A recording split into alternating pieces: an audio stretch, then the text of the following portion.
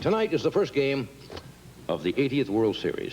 As you know, California did not make it. The Dodgers had a chance to get into the playoffs, and the Angels had a chance. Anyway, the Milwaukee Brewers go against the St. Louis Cardinals. How is it divided up? That might be interesting. How many are for the Cardinals to win this?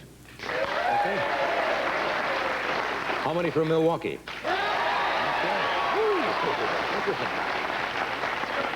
Anyway, even people who are not really baseball fans, I guess, watch the World Series because it's really an event. And even if you are an avid baseball fan, have you ever heard so many statistics in baseball in your life? You cannot watch a game without somebody. Cosell is wonderful at this. Somebody will be up. I remember in 38, against left-handers with two men on. And you say, who? Against left-handers with two men on, he drove in? Anyway, there are some statistics and unusual things that have happened over the years in baseball, highlights that many people are not aware of at all.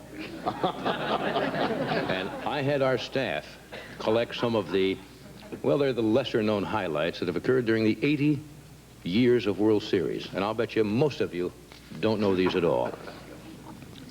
Did you know that William Howard Taft, what was he the first one to do? Throw the ball out? He was the first president to throw a ball out of the stands before the opening of a World Series. Gerald Ford was the first to open up a game by throwing himself out of the stands.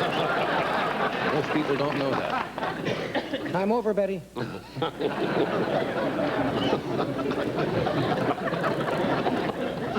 New York fans knew Babe Ruth by several nicknames.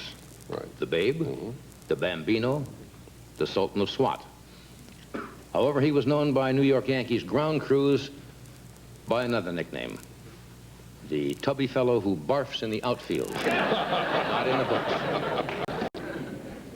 Rather sad, but nevertheless fat. A death row inmate from Pittsburgh, Pennsylvania, asked as his final request that his electric chair be hooked up to the giant electronic scoreboard.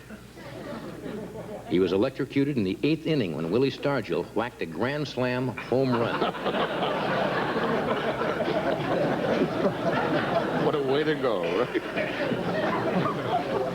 Earlier in this century, the World Series was a much more formal event. In 1905, Philadelphia general manager Connie Mack insisted that his catcher wear a Baccarat crystal cup.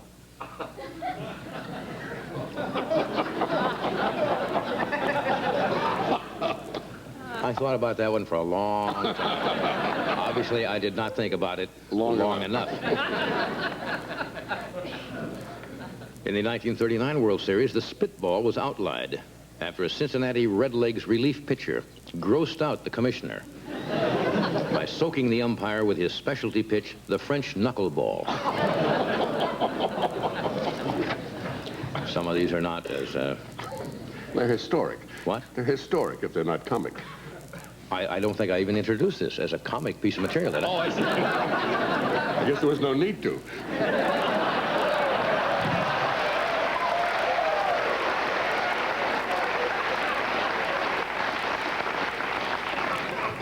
Since I re-signed, you feel comfortable again, don't you?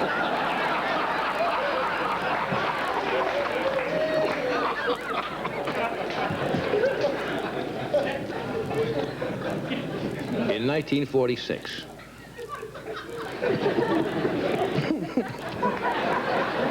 long before professional ball teams had mascots, the Red Sox hired a woman to run out on the field dressed as a giant bulldog. She was known as the Boston Bitch. Most people don't know that.